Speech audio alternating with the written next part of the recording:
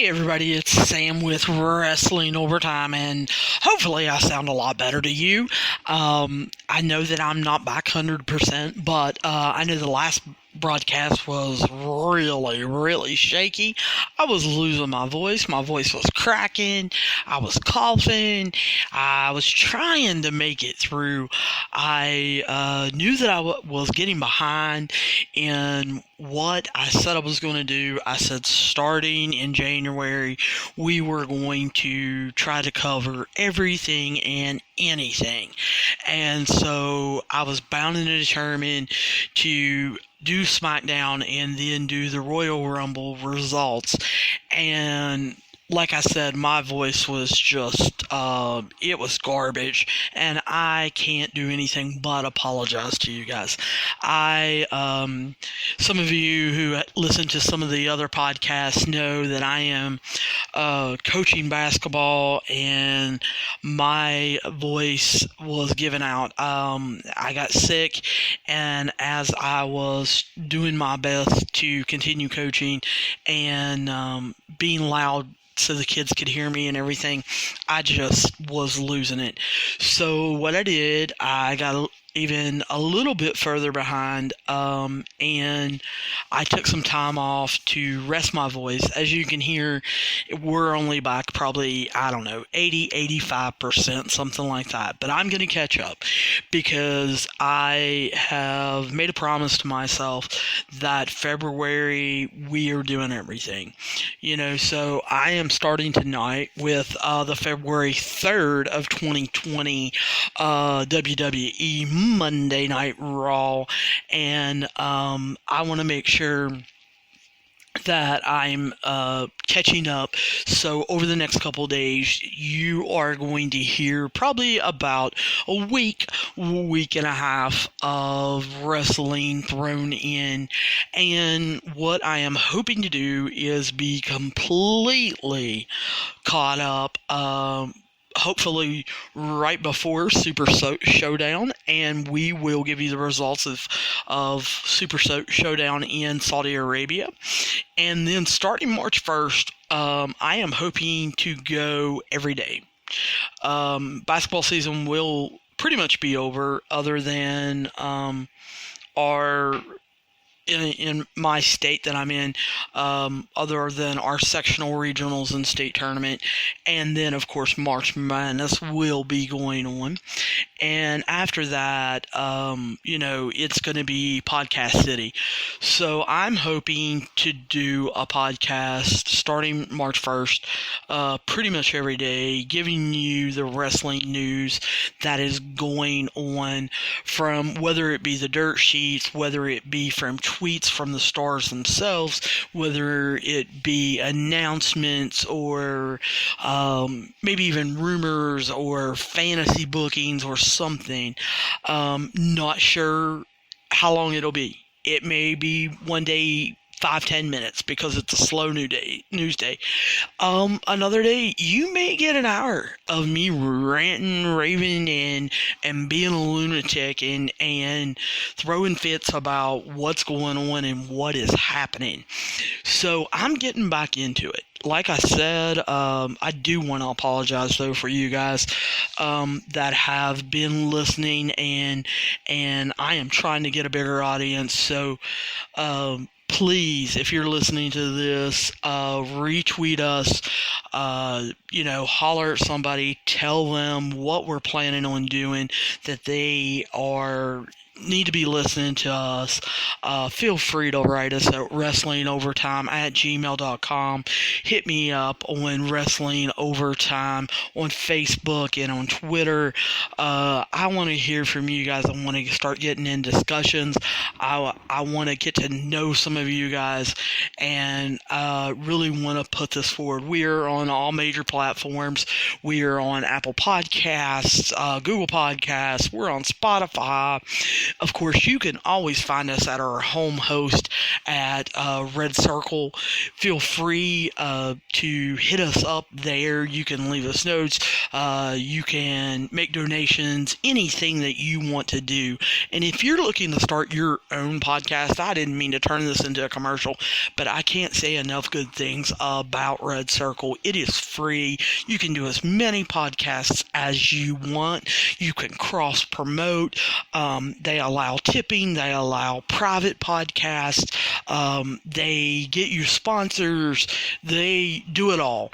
So feel free to look into Red Circle.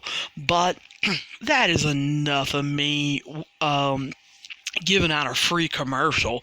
Let's get into this. Let's talk about WWE Raw for February 3rd, 2020. They opened up in Salt Lake City, Utah, and of course we've got the King, Tom Phillips, and Byron Saxton bringing it to us.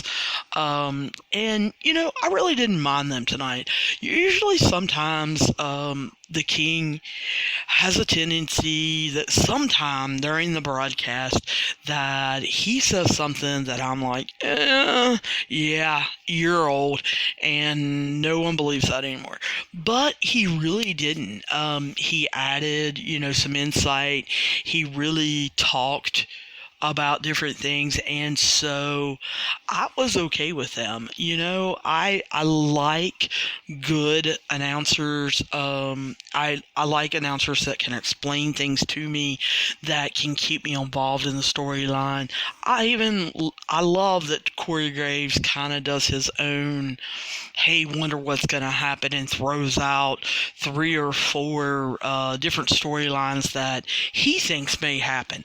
I have a funny feeling that him and his podcast, he's trying to give the writers some help, and I hope sometimes they take Corey's views on things, but here recently they haven't been. But anyway, if I was going to, you know, talk about this Raw, man, I have to say, gosh, probably the first hour and a half is nothing but flashback city.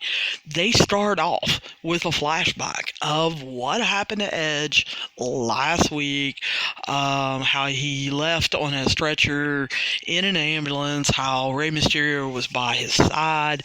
They went even back to Edge's promo and, you know, him talking about finally getting to come back out for the Royal Rumble after 9 years, and then Randy Orton coming out and telling him basically that he's like a brother, he's family, and then RKO's Edge out of nowhere, and then basically just starts taking a chair to him. You know, he uses that chair on Edge's surgically repaired neck, and like I said, they're taking him out in an ambulance.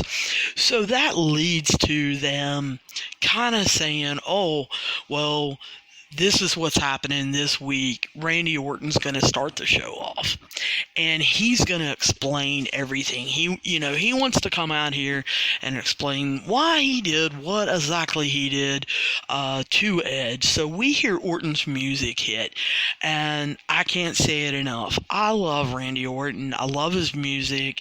It fits him so well, and you know, I am so glad that as he's coming back down the ramp, I feel like I see the old Randy Orton.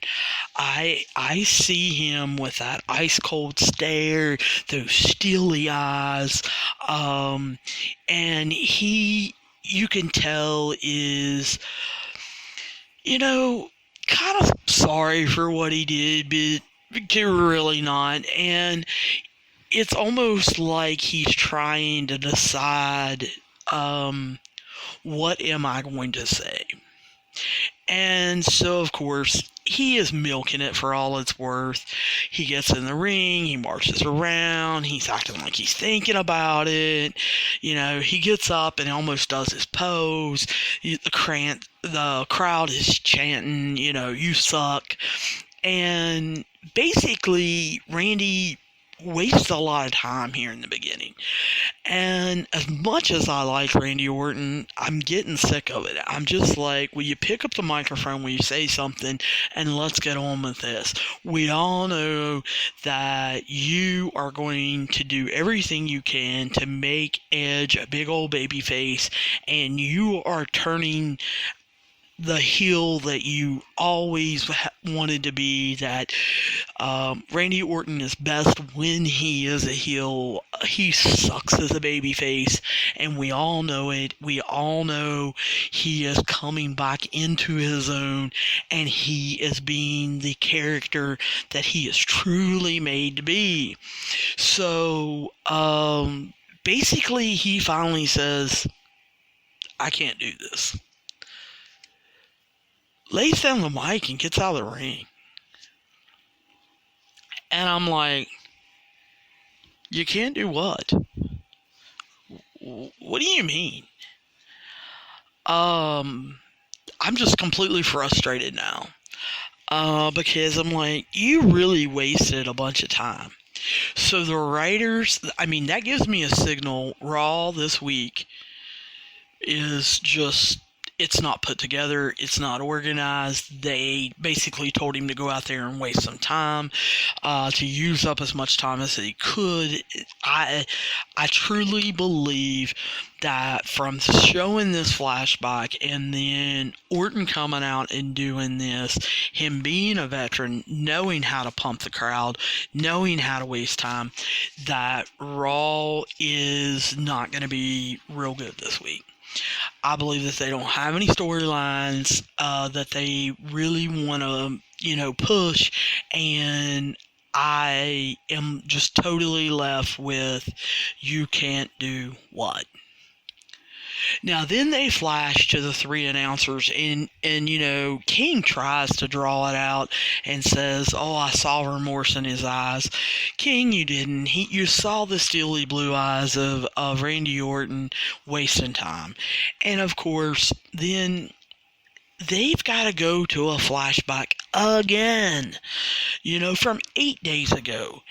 And they talk about Brock Lesnar being in the Royal Rumble and who he eliminated, how he eliminated him, and how great he is, and then how, Drew McIntyre comes out at number 16 and he wins and points at the sign, yippee yippee yow, KO. Yeah, whatever. Why are we watching all these flashbacks? I'm starting to want to throw pillows at the TV because I'm like, we don't have anything. So this leads to basically them showing what they do have. They decide to give us a promo of what we're going to see tonight, and it's basically going to be Ricochet versus Seth versus Lashley in a triple threat elimination match. What? What are you talking about? This is for who's going to face Brock at Super Showdown in Saudi Arabia. Well, how did we pick these three? I don't think I would be griping nearly as hard if I didn't watch AEW also. At least they have rankings. At least they're showing you, hey, this guy's 6-0. Hey, this guy's 3-4. How did we get Ricochet, Seth Rollins, and Bobby Lashley as the three contenders to go to Saudi Arabia to fight Brock? There's no explanation, no reason for this. I'm like, what is going on? So then they talk about they're going to have a 6-man tag with the Viking Raiders and Kevin Owens versus AOP and Buddy Murphy. And it's going to be an elimination match, and whoever's the first team to totally get pinned wins. Okay, I don't care. I've already told you guys I don't really care for the Viking Raiders. I don't really know AOP. Yes, they look a lot like the guys in Breaking Bad, which makes me think, oh, they might be cool, but they haven't really did much. Up until a month ago, I didn't even know who Buddy Murphy was. And so Kevin Owens is carrying this, for me anyway, and I'm like, we really have nothing. Well, I'm so getting tired of this. But I'm feeling that Raw has been better than SmackDown. So I'm just hoping for the best. Well, out comes Lana.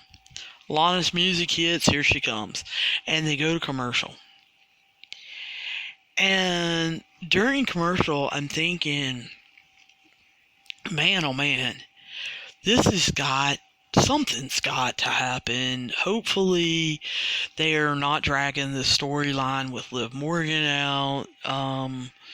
What can they be doing? What do I want them to do? And I'm coming up with nothing. And I must be a WWE writer because, of course, Liv Morgan comes out and basically just takes it to Lana. She won last week, she won this week, and I'm like, man, this is craziness. Well, no, it's not, because we hear Ruby Riot's music hit, and Ruby Riot hasn't been around for what, I don't know, 9-10 months. She's been out. She had double shoulder surgery. I have to give her props, number one, for even being brave enough to do that, and number two, to come back so quickly from double shoulder surgery. She looks in shape. She looks like she's ready to go. Of course, she's smiling at Liv, and the announcers are selling it for all they're worth, as far as, them being great friends and being part of the Riot Squad, and maybe Ruby's coming out to help Liv, and boom, Ruby attacks Liv. Just basically plows her. And, of course, Lana is laughing, and Ruby leaves, walks up the ramp, and basically Lana just issues a beatdown on Liv, and starts yelling about karma. Well, what is that? Even the announcers can't sell that. They mention it, but they act like they have no clue what in the world Lana's talking about. So I'm going to tell you, I am hoping next week we find out that Liv cheated on Ruby Riot with Lana. And Ruby is making Liv pay for it. She is the one that is the victim in all of this.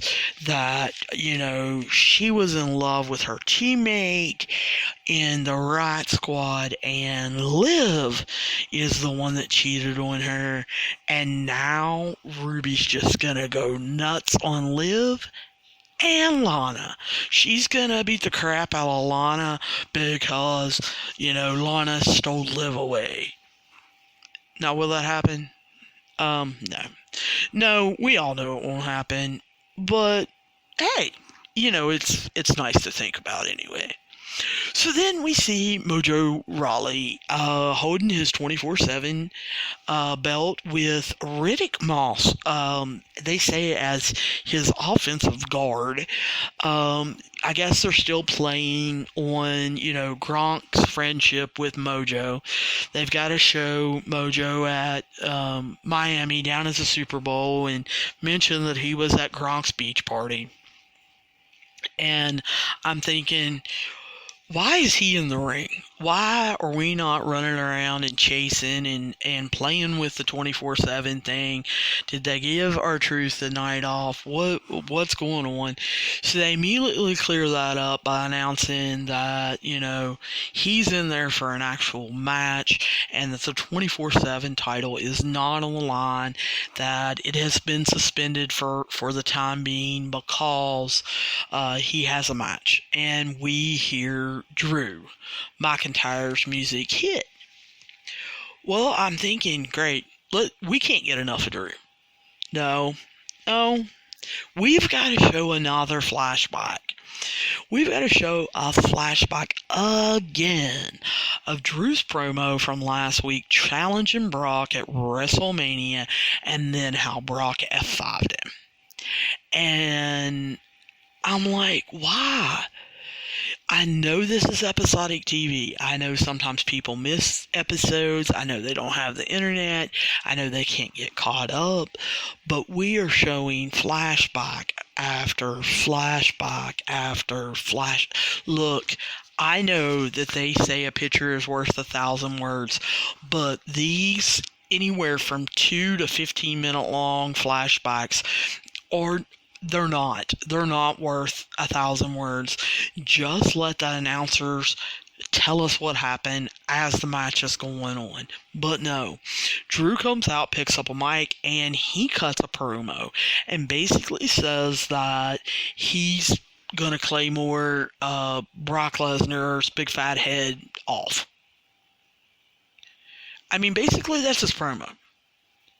And then he looks at Mojo and says, look, it's going to be 3 seconds, and I am going to Claymore your head off, and I'm going to pin you, and that's going to be the end of it. And so he drops the mic, and that's basically what he does. He Claymores Mojo, he pins him, and walks away. What was the point of that? Could we not find anyone else? Why did we have to show the flashback? Yes, I want to see Drew McIntyre. Did we have to job Mojo Rawley out to him? And while he was laying there out of it, we have been portraying this 24/7 conga line basically to run out anytime anyone is even remotely looking like they might fall down. And Mojo's laying out of it in the middle of the ring and no one is coming out to pin him. So this didn't make any sense. Why did Mojo lose his 24/7 title right then and there? And why did it have to be him jobbing out to, Drew McIntyre? And why give Drew that short a period of time? Give him the night off. I mean, good Lord. So we come back. We've got an interview with Buddy Murphy and AOP. I'm really interested in this because, like I said, I don't know a whole lot about Buddy Murphy. And I know that since Seth is not there, that Buddy Murphy's going to be the second kind of in command because we know that AOP doesn't talk a lot. So Buddy says, they're focusing on the right things by focusing on the Monday Night Messiah and that he's going to lead Raw into the future. So basically they've got him talking like a disciple. And he makes the comment that he believes Kevin Owens is working harder, but he's not working any smarter. And then immediately Seth walks up and tells them, go prepare yourself for your match. And then he looks and says, it's funny how things work out. That he is getting redemption tonight because by winning tonight, he will get to face Brock. And since that didn't happen at the Royal Rumble, it's going to happen tonight, and he will face Brock at the Super Showdown. And he says Drew McIntyre is making a big mistake because he needs to understand that he is wasting time preparing for Brock when he should be preparing for the Monday Night Messiah. And I am rolling my eyes. Probably not as far back into my head as Drew McIntyre is, but I do like where they're going with this Monday Night Messiah thing, but I I felt like that promo was scripted, and I really wish they would let Seth be Seth. When Seth is being cocky and he is acting like he is it, he's so much more natural, and it flows so much more easy.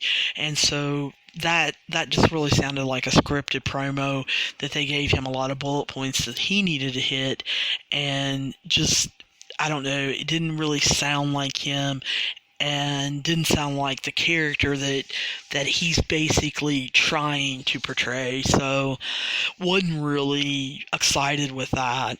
So, we flash to Kevin Owens' music hitting, and then the Viking Raiders coming out, and AOP coming out with Buddy Murphy. And I thought it was interesting because they didn't come out to Buddy Murphy's music. They didn't come out to AOP music. They came out to Seth Rollins' music. And I was like, whoa, is this going to be this faction's music? Well, Seth came out with them. And basically you saw, Seth being the Messiah leading his disciples.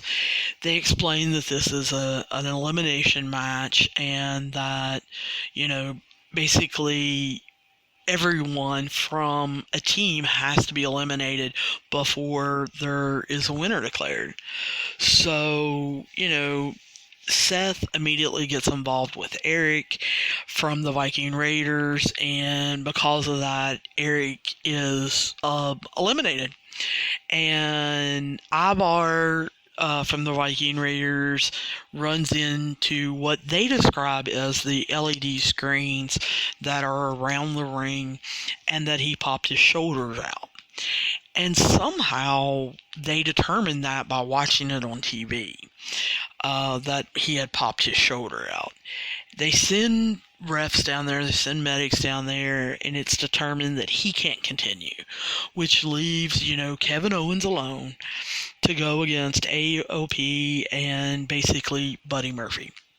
So Kevin Owens immediately goes on a tear and eliminates Buddy Murphy, and then hits the stunner, and Akam is eliminated. And I was like, hey, I like how they're doing this with the babyface. His partner's getting eliminated. How he's got to go it alone against 3 versus 1, and then they have to be stupid because they have to make Kevin Owens get distracted by Seth. And I'm not real sure where they're going with that. I understand that, the dirt sheets, the rumor mills are saying that Samoa Joe and Kevin Owens are eventually going to win the tag team title belts. But I just thought that they were going to move on from this storyline. But by having, Seth basically distract Kevin Owens so that Razor, can defeat him and get the win, it just makes us want to continue. And I don't want it to continue, but it's just a sign that WWE is definitely going to continue this. So they flip over to, an interview with Ricochet. And I'm still kind of wondering how Ricochet got into this battle. We haven't seen a whole lot of him. When we do, he is absolutely fantastic. I love that, they're basically billing him as a superhero. I think kids need that, especially with John Cena being gone. And I love that he talks about it's been his dream since he was 14 years old to wrestle, and that he may not be as big and strong as Lashley or have a gang around him like Seth Rollins, but how he has determination. And it's like he is painting himself basically as the superhero, as, a true baby face to go up against, something evil. And so I would almost rather have him be the superhero, or Luke Skywalker, or whatever you want to call it, to go up against the Monday Night Messiah. I think he represents something more than what Kevin Owens does. So I kind of wish that they would have ended this Kevin Owens thing in this match, and with this triple threat match, started a feud with Ricochet against the Monday Night Messiah, the superhero that is truly going to save Raw from the Monday Night Messiah who wants to control Raw. But anyway, then we see Aleister Black. Rumor has it that they actually thought about Aleister Black winning the Royal Rumble. And at the last minute, of course, Vince wanted Drew McIntyre.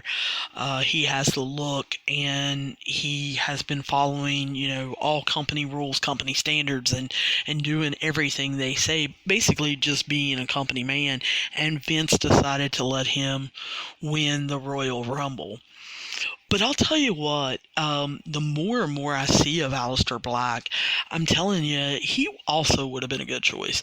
I like that Drew McIntyre is going to go up at WrestleMania against Brock. I like that. I look forward to that match. But I think I would have gotten behind an Aleister Black Brock match, because where he is a smaller, quicker striker, and Brock being the wrestler, I think that would have hit the MMA crowd a little better. And he's taken on, Eric Young in this match. And basically, this is just a jobber match. And I hate that for Eric Young. I know that he's towards the end of his career, but I hate that he's not getting any of the fanfare that he truly deserves, and that he's just being jobbed out. But we do get a great Aleister Black promo, where he basically is threatening the locker room with Black Mass. And he is telling them, I'm coming for basically all of you. I sat in a room and waited for you to knock, and most of you didn't, so I'm just coming, and I'm gonna turn out the lights on all of you. And I enjoyed that promo, and that makes me, say that I think I would have enjoyed Aleister Black versus Brock Lesnar, and maybe we'll get that for SummerSlam, or maybe one day in the future. I would like to see a Drew McIntyre versus Aleister Black match program sooner or later. Well, we haven't had a flashback in a while, so WWE was like, oh, the crowd's going to think we forgot about the flashbacks. Let's do one. So they did. They have to explain the whole Andrade versus Humberto, and how they have been pulling up mats and trying to DDT each other on the concrete, and blah, blah, blah, and all of this. And then we're told Andrade is hurt. Really? Really? He's hurt? Well, that's awful funny. WWE, you put out a statement that he had broken the wellness policy, that he got a 30-day suspension for violation. So, I'm thinking Andrade is not hurt. And I am starting to wonder, is Charlotte here tonight, or did Charlotte take a month off, and are they going on a vacation? This would be a great time for them to get married. They could go on a honeymoon, or they could go on a pre-honeymoon. So, who knows? But it's WrestleMania season, and I can't see Vince giving Charlotte, WrestleMania season off. But anyway, we'll get to that later. So, Humberto comes out, and he's grinning and showing his dimple and basically being the baby face, and boom, Angel Garza's music hits, and he comes out with Selena Vega because she has to have something to do because, Andrade's not here and she needs to work. So them bringing Angel Garza was out of the blue. I like him in NXT. I've been watching and following NXT some. Some of their matches are boring, but I do like this Garza kid. And so, Vega cuts a promo and says basically that smart people, they don't wait around and they don't always play fair. And she talks about how Garza is the cousin of Humberto, and that he's not a hired hitman, but that he's out here basically to teach Humberto a lesson. And so Garza has his own mic and cuts a promo that he is actually the leader of the family, and that Humberto must listen to him, and that he actually disgraced their family for what he did to Andrade and the Latino culture. And I then stop because I'm like, man, I got caught up in that. Because remember, I just told you, I've been trying to watch NXT. I kind of like Garza. I forgot that this is a Latino thing, and that I have been ranting and raving about it. I'm tired of this angle. I don't need 15 minutes or a half an hour of this on Raw every week. It's like they block out a segment and they won't let anyone else be involved, and I hate it. I feel like it's disrespectful to the Latino community. It's almost like they can't take on anyone else, and I don't like that. So as soon as he says that, I'm just like, I just don't know about this, So Vega slaps Humberto and Garza starts beating him, and Vega pulls the mat back to expose the cement so that Garza's getting ready to do the DDT to Humberto, and Rey Mysterio comes out to save him because, he saved Rey Mysterio from Andrade. Well, that just, proves it even more, basically, that WWE is doing a Latino angle. I mean, we've had Andrade, we've had Gaza, we've had Rey Mysterio, we had the Lucha House Party, we've got Humberto. I mean, I don't know. Anyway, Mysterio takes on Garza. Humberto disappears. I'm assuming he's hurt. I don't know. But Rey versus Garza turns out to be a really good match. Garza looked good in his Raw debut. Mysterio really sold for him. The offense that Mysterio did, Garza looked good selling for Rey, and I just thought this was a good match. I liked it. It almost went on just a little too long. with the promos being cut and messing with Humberto and then the actual match, it was a long time. But after the match got started, I was okay with it. But of course, Vega, she's got to interfere. She's got to, get involved with Ray. Got to start talking to him and yelling at him and everything. This allows Garza to super kick Mysterio. And then he hammerlocked DDT's Mysterio on the concrete. Yeah, I'm silent because I'm still thinking, what?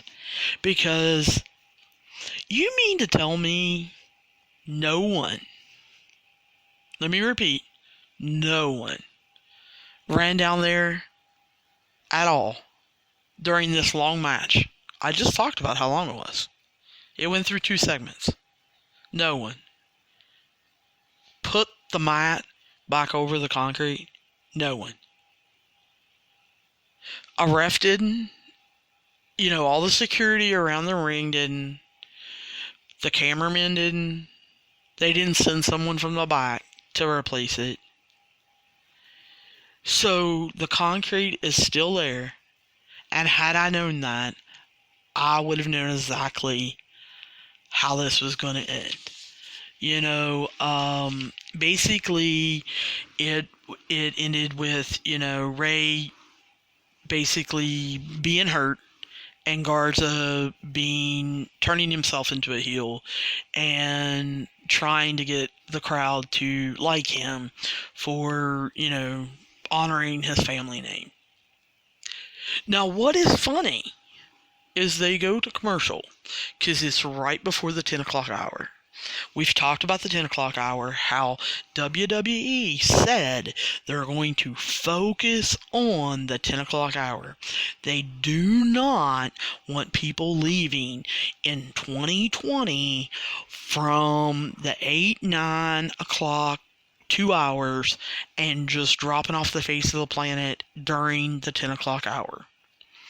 So I am so interested, number one, to see what they come out with.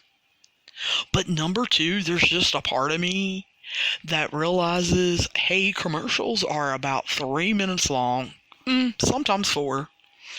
And I want to see if that mat is fixed. Because as long as that match went on, it didn't get fixed. But will it get fixed for the 10 o'clock hour? So they come back from commercial, and who do they choose 10 o'clock hour? All of January, it was Lana and Bobby Lashley. This is first week of February. Who are they going to choose? It's Vince's favorite, Charlotte Flair. She comes out and wants to cut a promo. Now, it takes her 2 minutes to get down to the ring, and she has to start off talking about how she's already won everything. Well, I have already talked that one to death. I think it's crazy, as young as she is, that she has like 9 or 10 titles, and her dad is the leader with 16, and how she's got another 20 years in this business. So I'm assuming that they're going to give Charlotte Flair about 50 titles before she retires, and they're not going to be worth a whole lot. But anyway, she talks about how she's beaten Becky, she's beaten Bayley, and she doesn't know who for her match after winning the Royal Rumble. Now, when she mentions that she won the Royal Rumble, I immediately thought, hey, they didn't start the 10 o'clock hour with a flashback. So it does show that Vince, who loves Charlotte Flair, knows she doesn't need a flashback. And they also know that they've got some stories in this 10 o'clock hour, and they can't waste a whole bunch of time with flashbacks. So, again, as Charlotte is going on and on about how she has won everything, Rhea Ripley walks out and her music hits. And like I said, I have been watching NXT, and I'll tell you what, one of the reasons why I have been watching NXT, I haven't missed one here in about 6 weeks, is Rhea Ripley and Shayna Baszler. They both intrigue me. Rhea Ripley, with her being from Australia and going to Europe to get better and then coming to the States, I'll tell you what, she has worked on it and she is primed and ready for star time. And so she struts down that ramp and basically says, you've never beaten me. Yeah, you've beaten Becky. Yeah, you've beaten Bayley. But you've never beaten me. And oh yeah, I have actually beaten you, Charlotte. Because you remember in Survivor Series, Rhea Ripley led her team to a victory over Charlotte's. And she says, so how about you challenging me at WrestleMania? And I'll tell you what, I marked out a little bit. Because that is something interesting to me. She is a star in the making. I don't believe that Bianca Belair is up to her speed yet. And I think I would like to see Rhea Ripley and Charlotte Flair at WrestleMania. I know it's for the NXT title, and I know that's kind of beneath Charlotte. But I kind of do want to see them fight. I do want to see a match between them. I think that's going to be intriguing because this may be, I know everybody's saying that, it's going to be the 4 horsewomen against the 4 MMA horsewomen.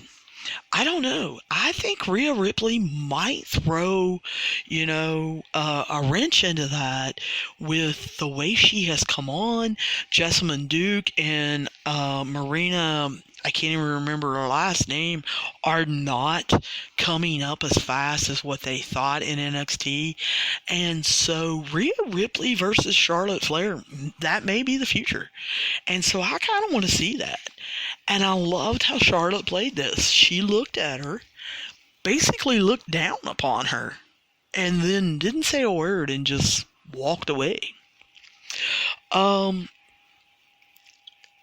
It's the 10 o'clock hour, and they can't get away from the Lana Lashley thing, the debacle. So we have to have an interview with Bobby Lashley, and of course, the very first question they ask him is, hey, are you distracted by Lana losing her match? And he says, well, no, that was her match. I've got my own match. After I win tonight, we'll have a lot to celebrate. He says he's going to beat Seth, and he's going to beat Ricochet, and then he's going to beat Brock, and then he's going to beat Drew. Yippee-yow, ki-yay. Why did we have to have this? Is it because we interviewed Seth earlier and then we let Ricochet talk about how he was a superhero and has had this dream and he's determined? So we feel like we've got to give Lashley some time because he is awful on the mic. Awful.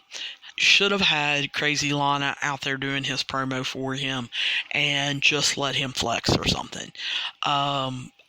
I'm glad they did not waste too much time with that. So then we have Asuka. Asuka's music hits. She comes out wearing the mask that she wore, I believe it was last week or the week before, the one that has the sparkly gold dangly things, and I think that mask is super, super cool. Love Akiness, her dancing. Even though she got beat by Becky, she has still got it. The problem is she's got Kairi Sane following her, twirling her umbrella and wearing her belt around her neck still. I don't understand why can Asuka not take Kairi Sane in the back room, speak Japanese, speak English, I don't care. Write it down on a notepad. Why can Asuka not talk to Kairi Sane and basically make her cool? Because she's not. And she's definitely not cool enough to be hanging out with Asuka. But, I like it. Asuka coming in, dancing around, and then Natalia's music hits. And I'm like, oh my gosh, where's Natty been? I miss Natty. They actually had a pretty good match. They had it choreographed good. And I'll tell you what, it showed how good of a wrestler Asuka really is when she's in there with someone that actually knows what they're doing, and that they take the time to choreograph it like they did in NXT. Asuka can look like a powerhouse, as can Natty. Natty, I know she's got some years left in her, but when she becomes a coach, I think the women's division will rise just because she will be coaching them up and helping them choreograph their matches. The spinning powerbomb by Natty on Asuka was absolutely awesome. And then that kick that Asuka hit Natty with on the right side of her face. Oh my gosh, that was a shoot kick. They even showed that one in slow-mo. I mean, you could see the pump knot coming up on Natty's face. That was a definite shoot kick. And I don't know if Asuka meant to do that or not. But, Kairi Sane distracts Natty, and so Asuka gets her in the Asuka lock and wins. But I figure she's going to dance around. No. Asuka actually grabs the mic and says very clearly, "Where's Becky Lynch?" Then she starts yelling like a crazy person in Japanese. That's great. I still want some translation. WWE, give me somebody that can give me some translation, because I really want to know what she's saying. But then she says, I want a rematch, and it's very understandable.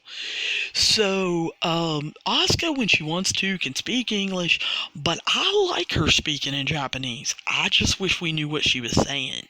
Love it. Becky's music. Buddy, it hits, and there's her steam, and she comes flying down to the ring, all cocky, wearing her black leather jacket, saying the GOAT, and she's got sunglasses on, and she basically just looks at, Asuka and says, after ducking me a year, you really think that I should want to fight you again? I should give you a rematch. And, Asuka kind of nods her head. And Becky says that she just absolutely felt like a superhero. That she feels like she gained power by beating Asuka. And she says, okay, I'll give you a rematch. And then as Kairi Sane goes to try to attack her, Becky Lynch just whirls around and basically just throws her butt out of the ring. And then tells Asuka, like I said, superpowers I can see out of the back of my head. She puts her sunglasses on and struts basically right back up the ramp, but Asuka herself starts celebrating because she's getting a rematch and she's pretty excited about it. And then they cut to Seth, walking down the hall, and they say their match is next. And so then they come back and they say, hey, Wednesday night, Charlotte's going to NXT. She's going to answer Rhea Ripley's challenge. And I'm like, oh my gosh, they set that up. They've been getting killed in the ratings by AEW, and they hope by bringing Charlotte down to NXT and putting her up against Rhea Ripley that it's going to bring them some ratings. They also mentioned that next week we're going to actually see Becky versus Asuka for the Women's Championship on Raw. And so I'm kind of excited about that. But what I'm not excited about is, this triple threat match where, Seth Rollins versus Ricochet versus Bobby Lashley. I am not even a little bit excited about it. I still don't know how they got picked, and I am not sure who to root for, because I like Seth's Messiah, outlook. I like Ricochet being a superhero going up against evil Brock, especially in Saudi Arabia. I don't understand why Lashley's even in this, other than it's the 10 o'clock hour and we got to put him in it. But anyway, Seth comes out and does a promo. He said that good things come to those who are on the right side of history. So he wants everyone to give applause to AOP and Buddy Murphy for their victory. And he says basically it is time to dethrone Brock Lesnar. And he kind of pauses and he says, boy, you guys are completely different than what you were last year. And he reminds the crowd about how much they got behind him last year to defeat Brock, and how he promised to be their champion, and how he defended, the belt everywhere. He showed up on TV. He was a fighting champion. Brock doesn't. Brock's a part-time champion. And then he mentions that, I did this. I defended your title everywhere, and all you fans did was crucify me. He's drilling home this Messiah outlook, and he says, but I don't hate you. I want to say thank you, because you guys doing that for me, has made me the man that I am today, and this is the man that's going to end up saving this industry. And I thought, this is Seth. This is the Seth that I want to see. Do I agree with his words? No, but I like it. I am enjoying him. I'm enjoying his new character. I'm enjoying the Messiah outlook. I'm enjoying that he has disciples. I'm enjoying where they're going with this. I like cocky Seth Rollins. I liked him when he was cocky with the Shield. I liked him as the architect. I liked him being the puppet of the Authority and being cocky when he overthrew them. I like this kind of Seth Rollins, and it just seems more natural to me. So, of course, Lashley and Ricochet come out, they start the match, and they just kind of casually mention, oh, by the way, there's no disqualification in a triple threat match. And so the madness begins. AOP and Buddy Murphy get out. They come out, get involved. So that leads to Kevin Owens and Eric from Viking Raiders coming out and wiping out AOP and Buddy Murphy and basically just chasing them off. So then they get back into the match, and Seth is struggling like they always make triple threat matches. Somebody is always struggling around the ring and everything. And so Ricochet takes it to Bobby Lashley and hits the 630 on Lashley and pins him. And he literally gets up. He doesn't even have time to raise his arms before Brock is sprinting down that ramp and runs into that ring and F5s Ricochet immediately. after he pins Lashley and just laughs. And that is how, Raw ends. And so I'm like thinking about this as it goes off, and they're showing the new commercial to John Cena's movie with the Fast and the Furious. I'm thinking, if I knew why Ricochet was in this match, if they had truly built it up, if they had gave me a hint that he was a superhero, if they had been using this as a storyline, I would be marking out. But they haven't. They kind of just threw this triple threat together. I hope in the next 3 weeks they build this, because they really have Brock Lesnar, the Beast incarnate, evil, against a really cool guy, superhero, in Saudi Arabia. So build this up, WWE. Please. Please build this up. Please make this something that we want to watch. I look forward to hearing you guys' comments. Hit me up on Wrestling Overtime on Facebook. Hit me up on Twitter. We are Wrestling Overtime at gmail.com. Let me know your thoughts about this. Do you like Ricochet versus Brock before we get to Brock and Drew at WrestleMania? Is there any chance in the world that Vince lets Ricochet win and it's Ricochet versus Drew McIntyre at WrestleMania?